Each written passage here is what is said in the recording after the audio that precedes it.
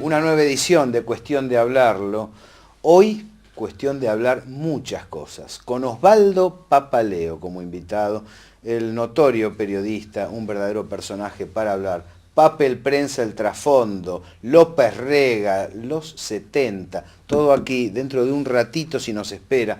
Pero antes, Carlos, vamos a hincarle el diente a algún asunto de actualidad importante, porque hay referentes de la oposición que hace poco tiempo cantaban victorias, saltaban en televisión con banderas amarillas celebrando una victoria y hoy se derrumban. Macri. Macri, sí. Mira, a mí me parece que siempre me pareció lo mismo, no es la primera vez que lo digo. Macri llegó a la política pensando que se le iba a llevar por delante como se había llevado todo por delante en la vida, ¿no? Es decir, tengo plata, soy una familia de la oligarquía argentina, tengo impunidad, puedo hacer lo que quiero. Yo te digo, procesado por escuchas ilegales. En el medio del proceso la toma de escuelas. En el medio de la toma de escuelas los derrumbes. Digo, política de seguridad, desastre. El tipo que venía con equipos de gestión, a decir yo sé cómo hacerlo, ¿no? Que ilusionó muchísima gente con eso. Problemas de seguridad, problemas en educación, problemas en ordenamiento urbano. 3 ejes fundamentales de la política de un jefe de gobierno de una ciudad. En una ciudad que recauda fortuna. Sí, que tiene un PBI per cápita tipo Bélgica, ¿no? Después se promedia con el resto del país y cae lo de la Argentina, pero la capital tiene para hacer esto y mucho más. Por lo pronto parece acotada la posibilidad de expansión de este liberalismo conservador que no va más allá de la capital.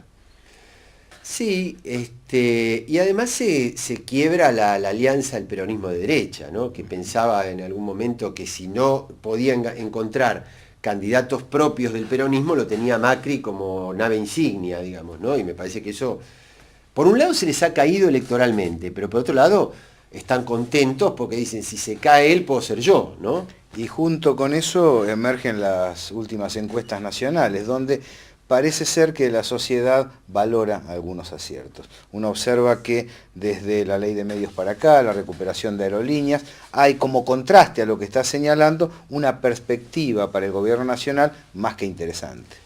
Sí, ahí falta, falta ese plus de sectores que se perdieron en la etapa de la 125 y que se tendrían que recuperar para un proyecto nacional, ¿no? Arrancamos ya mismo con la entrevista en Cuestión de Hablarlo, porque tenemos a Osvaldo Papaleo, una polémica fuerte para desplegar, para que usted escuche, tranquilo y opine.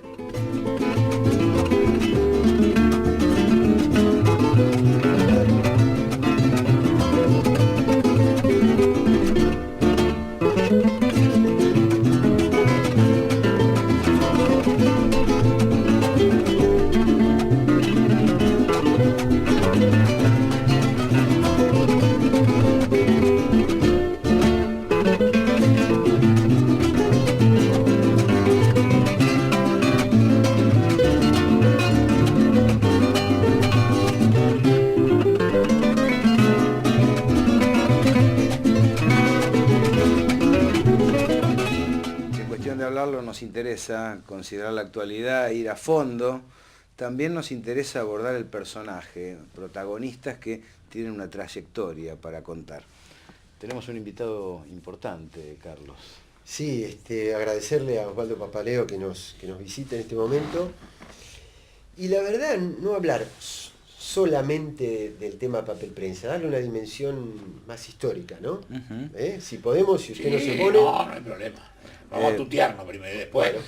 Yo siempre saco la formalidad de agradecer. Nosotros no tenemos muchos medios para hablar. 3 platenses. Agradecidos somos nosotros que podemos exponer porque no se multiplican los medios para hablar del tema de papel prensa y esta cosa, ¿no? Hay un video que preparó la producción donde, entre otros, Janover explica algunos aspectos. Después te quería hacer una pregunta al respecto. A ver, al director le pedimos si podemos observar el video para ver qué reflexión le trae a Osvaldo. Yo estuve secuestrado 7 días sin que mi familia conociera mi paradero. Por ejemplo, cuando me llevaron con los ojos vendados y las manos atadas a un lugar que desconozco cuál era, porque entré en esas condiciones y salí en esas condiciones. Me interrogó un señor que me preguntó quién me había designado vicepresidente de Papel Prensa. Y le dije que me había designado la Asamblea de Accionistas, pero a instancias de quién. ¿De quién? A instancias de David Graeber. Y a Martínez Segovia, que era el presidente de Papel Prensa y el más responsable por ser presidente, en empresas de esta naturaleza la responsabilidad mayor es la del presidente. ¿Quién lo había designado? Me preguntó, y le digo, también la Asamblea de Accionistas a instancias de Graeber. Graeber, oportunamente, a raíz de la relación lejana de parentesco que tenía con él, porque el hermano Isidoro Graeber está casado con la prima hermana de mi señora.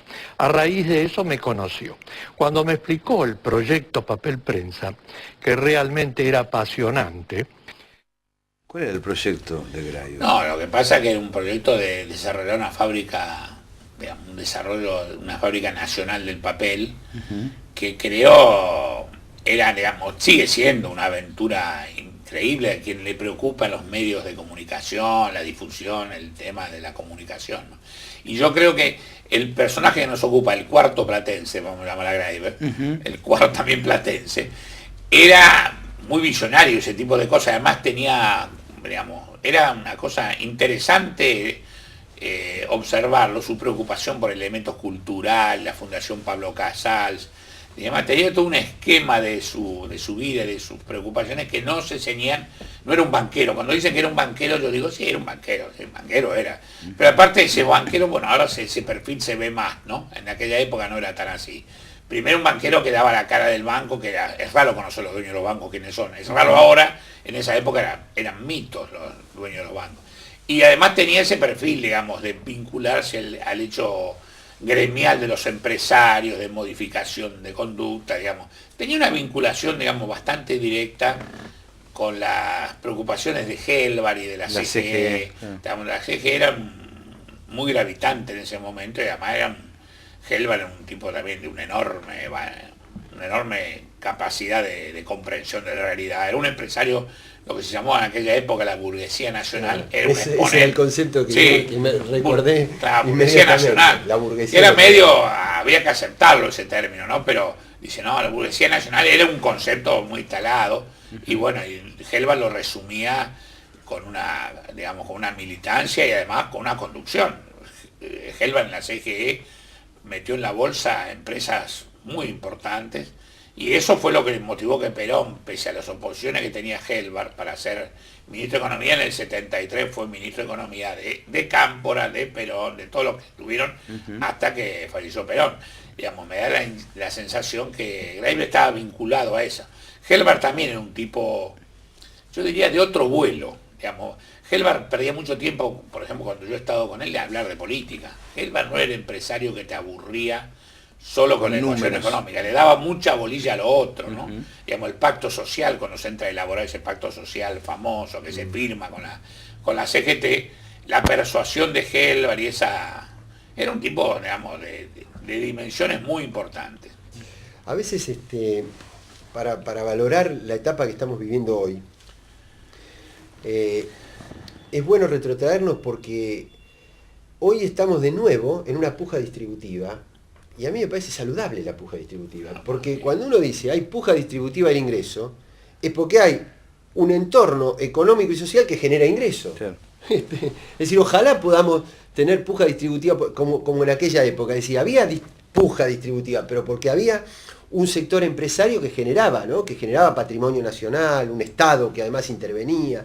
Ahora, Osvaldo, una cosa, ¿qué reflexión, qué análisis, un concepto general del año 1975 de la Argentina, pero no del año cronológico, sino de ese tiempo político que va entre la muerte de Perón y el golpe del 24 de marzo? Yo creo que hay una cosa que, digamos, yo siempre digo, los 60 fueron una fiesta y los 70 una tragedia. Digamos, el tema de la tragedia nuestra es la tragedia de la violencia, entendida como tal. Digamos, vos estabas en el medio de una puja de los sectores radicalizados del peronismo, con gente importante de ese lado y con gente importante de otros sectores que no entraban en la construcción, digamos, de la violencia. Era difícil mantenerse en el medio, porque además, a mí, digamos, los que veníamos con formación política de antes, a la formación y a la aparición de sectores radicalizados también lo vimos con ojos críticos por su origen, digamos. Había sectores de la iglesia muy importantes. La iglesia para nosotros nos suscitaba y nos sigue suscitando desconfianza cuando hablamos de política y de procesos de cambio. Después había sectores vinculados a Tacuara y a grupos muy autoritarios de la militancia de derecha también, y había gente que era digamos, de origen humilde, trabajadores, pero había mucho Nacional Buenos Aires. Eso es un problema a veces para entender la realidad. Digamos, no es lo mismo. ¿Por qué? ¿Por qué? Claro, porque nosotros veíamos eso. Vos hablas con un trabajador, un delegado metalúrgico, y el Nacional Buenos Aires tiene otra visión. Había como un deslumbre con los trabajadores, había algo de esnovismo también. Ojo, las marchas de la JP eran multitudinarias a un nivel masivo, totalmente. Pero masivo, y eso. Decenas de miles, No, miles de miles, personas sí, más sí. embarcadas. Yo me encontraba con gente que nunca iba a esperar encontrarla con la vincha. Yo sé que no eran militantes radicalizados, eran solo simpatizantes de una idea. Digamos, hubo también un poco eso de la moda, y ojo. También es probable, ¿no?, que el golpe haya sido dado en el momento exacto, para evitar la maduración. Sí, no, y además había un proceso de decantamiento, después hubo unidad entre los trabajadores, sí. Hubo unidad conjunta para oponerse a Celestino Rodrigo, a un plan económico que podría considerarse liberal. Creo que eso se abortó en el momento justo, ¿no? Sí, yo creo que además faltó una comprensión de la conducción de Montonero de realidad cuando viene Perón, una mala lectura. Y con un ojo que tenían un buen diálogo con Perón. Eso cuando se habla de la historia, tenían un buen diálogo, una buena llegada, digamos, no era una llegada en grupos de conferencia de prensa, había buena llegada pero me parece que le hicieron un poco, me parece a mí mal la realidad. Además, cuando las cosas entran a decidir en la línea de fuego es muy difícil pensar y tomar actitudes. El arma en la política es enemiga del pensamiento, te ponga donde ponga, digamos. Y además en la situación argentina de aquel momento, y la combinación donde había redistribución, digamos, no es Bolivia, claro, que el tipo que agarra el arma en Bolivia le queda nada más que el pelear. arma en aquel momento, o países donde eran muy radicalizadas. La Argentina vivía desde el punto de vista, digamos, de la situación económica bastante prosperidad. Hablabas de pensamiento y política. ¿Y el periodismo y la política, cómo lo has vivido? No, yo creo que ahí, digamos, hay una gran complicidad. Hay un montón de gente que medró en el periodismo para expresar sus ideas y sin fijarse mucho cuáles eran las ideas que defendía y a qué sectores defendía. Lo vemos, hoy se ha agudizado eso, ¿no? En aquel momento había un periodismo liberal, digamos, muy importante, pero además cuando vino el proceso, hubo un sector grande del periodismo que jugó a favor del proceso, porque también está lo otro, el deslumbre de ser los ideólogos de los militares. Claro. Una cosa, yo lo rescato de un personaje político, era Balbín. Yo de Balbín, cuando me dicen, yo lo conocí bastante a él, a los hijos, ¿no? Y yo decía, mira, Balbín, el mejor atributo que tenía Balbín, que nunca se comió el discurso militar. Balbín nunca creyó que un militar tuviera la lucidez ni fuera demócrata. Balbín te lo decía, mire, va a venir un golpe, todo. Pero Balbín no se prendía en esa ilusión. Había algunos radicales que sí, que creían que había militares que tenían pero Balbín fue, digamos, una virtud del demócrata, fue eso. Nunca se creyó ese discurso. Yo creo que eso, digamos, marcó también una etapa de la política argentina. El golpe, Balbín cuando habla pocos días antes del golpe, aunque sea con muletas, da un gesto, digamos. Yo me acuerdo que yo era secretario de prensa, lo recibí, Allende habló también, lo acompañé a donde grabábamos la cadena nacional, y Balbín era un tipo realmente preocupado por la suerte del país, pero él no se confundía que la solución era entre los civiles. Podía haber diferencias, obstáculos, buscaba un acuerdo, pero acá había, en esas épocas, ahora la juventud es muy difícil hablar del tema militar, porque la generación se ha creado sin el servicio militar, sin militares a la vista, sin militares como fuerza. Nosotros los 29 de mayo, el Día del Ejército, bueno, lo vivimos con Ilia, el discurso del jefe, del comandante en jefe, marcaba si venía el golpe o no. Ese día, Pistarini, cuando el tema de Ilia, da un discurso el 29, que nosotros dijimos, sí, vino el golpe, está con todo. Digamos, la presencia militar en la vida política era muy gravitante. ¿Qué recuerdo tenés de aquel? ¿Fue un mito, fue una realidad, fue un proyecto, fue una idea de alguien aquella fórmula Perón-Balbín? No, fue verdad.